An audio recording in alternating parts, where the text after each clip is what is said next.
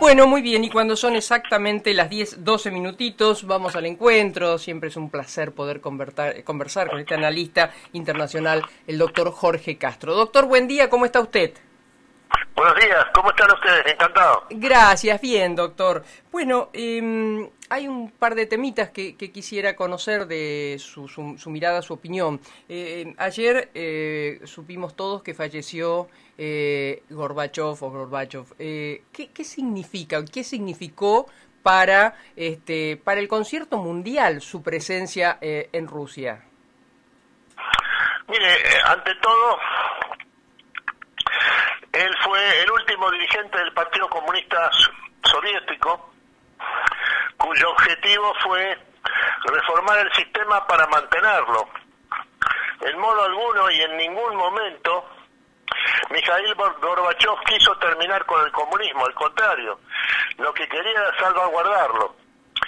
En el proceso de reformas perdió el control de los acontecimientos y prácticamente perdió el poder, y el resultado fue un colapso del sistema de extraordinaria envergadura que se transformó en una auténtica catástrofe geopolítica, con la caída del Producto Bruto de la Unión Soviética, que cayó 30% anual en los siguientes 3 años a partir de 1991, que fue cuando la Unión Soviética se desintegró. En estas condiciones, la vida política de Mikhail Gorbachev en Rusia y para Rusia es la historia de un fracaso, de consecuencias extraordinariamente nocivas, no solo para el régimen soviético, sino también para el Estado ruso. Uh-huh. Doctor, ¿y para el mundo qué significó? Porque la caída en la URSS puede haber traído, aparejado cambios para el mundo positivos, ¿o no? Mire, la caída de la Unión Soviética fue fundamentalmente el hecho de que Estados Unidos, con el liderazgo del presidente Ronald Reagan, logró imponerse en la contienda de 40 años de la Guerra Fría, y hasta el extremo de lograr que la Unión Soviética se implosionara, explotara desde adentro. El caso de la caída de la Unión Soviética no tiene antecedente en la historia del mundo. En el mismo momento en que caía y se desintegraba la Unión Soviética, por este fenómeno de implosión, la Unión Soviética tenía intacto su sistema de defensa, incluyendo el sistema de misiles intercontinentales de cabeza nuclear, con la que estaba en paridad estratégica con los Estados Unidos, porque estaba en condiciones de golpear el territorio norteamericano. Y en estas condiciones, el eje del poder en la Unión Soviética se desintegró internamente en las manos de Mikhail Gorbachev, y el resultado fue que la Unión Soviética no solo perdió la Guerra Fría, sino que se desintegró como Estado y como nación. Claro. ¿Cómo fue? La verdad que no lo vi, porque normalmente cuando se despide a personajes que tuvieron para su país, fueron tristemente célebres, no es mucho el acompañamiento. ¿Sabe usted cómo fue su funeral? Mire, no se le otorgó características de funeral de Estado, y en general ha pasado prácticamente en términos familiares. Claro. La desaparición de Gorbachev en Rusia. Así es. La opinión pública rusa tenía de manera abrumadora un criterio negativo sobre su personalidad política y sobre los resultados de su etapa de gobierno. Así es. Doctor, le pregunto otro tema. Nos venimos a Chile, si usted me lo permite. El domingo hay una parada importante para el pueblo, la nación chilena, con respecto a si un plebiscito acepta o no la Constitución concebida el año pasado. Así es. Y la totalidad de las encuestas indican que lo más probable es que la respuesta sea negativa, y por lo tanto la opción de rechazo de la nueva Constitución sea que finalmente va a ser aprobada. Esto para el gobierno del presidente Boric implica un golpe político de envergadura que lo va a obligar a reformular su línea de acción fundamental en términos términos de gobierno. Doctor, ¿esto implicaría que tienen que volver a hacer un proyecto de constitución? Mire, esto es lo que ha dicho el gobierno. Va a haber que convocar. Lo que hay es un consenso de que la Constitución de 1980, sancionada por el régimen militar, está muerta y no vuelve más.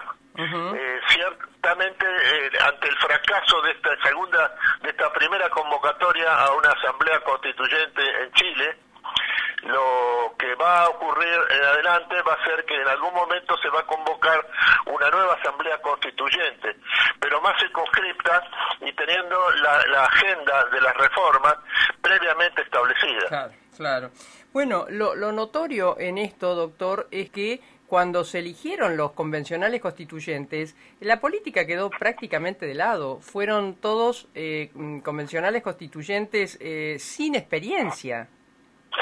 Independientes, en general de posiciones de izquierda, pero incluso ajenas a los partidos políticos de izquierda. Claro.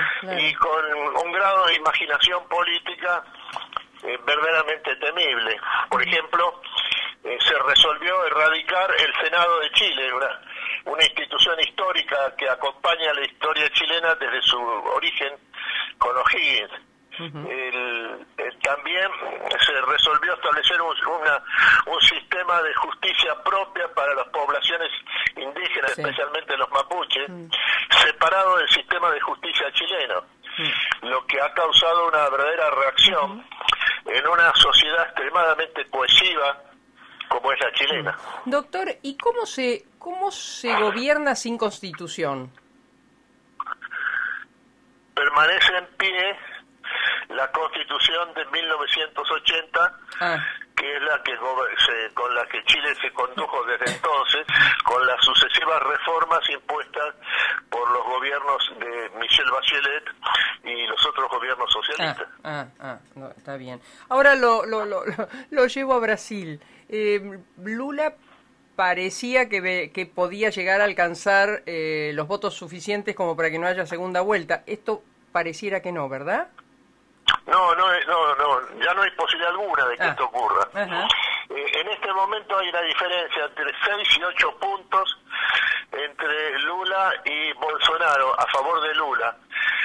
Pero hay que tomar en cuenta de que en diciembre del año pasado, la diferencia entre Lula y Bolsonaro eran 27 puntos. Se ha reducido de 27 puntos de diferencia a 6 u 8 puntos de diferencia en el momento actual, con el agregado de que hay una situación de virtual paridad técnica en el estado de San Pablo entre Lula y Bolsonaro, y una leve diferencia a favor de Bolsonaro sobre Lula en el estado de Río de Janeiro. El terreno en disputa fundamental que queda ahora, y que muy probablemente es el que determine el resultado electoral final, son los estados del nordeste de Brasil, donde se encuentra una enorme masa de votantes que tradicionalmente apoyaron a Lula en sus dos gobiernos y que tienen un grado de dependencia del gobierno a través de los distintos programas sociales, que hace que el que controle esos programas sociales y otorgue esos beneficios tiene por extensión históricamente un enorme respaldo político. De ahí es que Bolsonaro ha creado un fondo especial para aumentar los recursos de los auxilios sociales, sobre todo en los estados del nordeste, y aspira a que con eso darle la diferencia suficiente para no solo pasar a la segunda vuelta, sino, siendo la segunda vuelta una elección completamente diferente, terminar imponiéndose por una leve diferencia. O sea que aún no hay claridad de lo que puede pasar en Chile, en Brasil. Así es, no hay. Doctor, y lo último, Estados Unidos, hay, digamos, algunos traspiés que viene dando el presidente Biden, pareciera, ¿no? Mire, el presidente Biden es el presidente más débil de la historia norteamericana del siglo XXI y probablemente de los últimos años del siglo XX. Tiene en este momento más del 90% de los norteamericanos, lo que incluye tanto demócratas como republicanos, el rumbo del país está equivocado. El 60% de los votantes demócratas estiman que el presidente Joe Biden no debe integrar la fórmula para la reelección en 1924 y que es preciso buscar otro candidato para cubrir esa fórmula. En definitiva, es un presidente con escaso poder político y con una debilidad en su imagen que incluye ciertos lapsus en su conducta, como usted señala, que han trascendido al mundo entero y que ya son materia de análisis por todos los protagonistas de la política mundial, dado el papel central que tiene Estados Unidos, ¿no? Doctor, ¿y esto para dónde haría rumbear a la primer potencia cuando China le está contando las costillas, como decimos en el campo?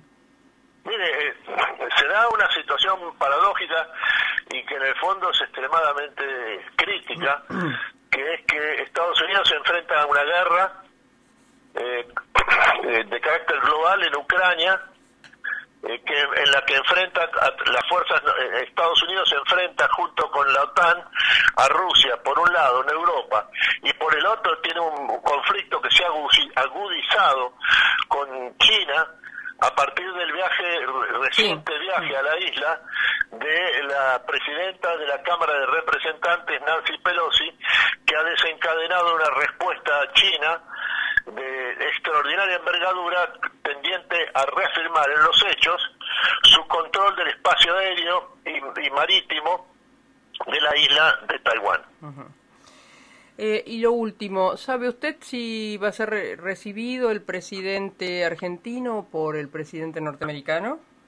Mire, la última información que había es que después del episodio del COVID que tuvo el presidente Biden, ahora se fijaría una nueva fecha porque Biden tiene interés en recibir al presidente argentino y esto podría ocurrir el próximo mes de octubre, ¿no? ¿Y por qué el interés de Biden?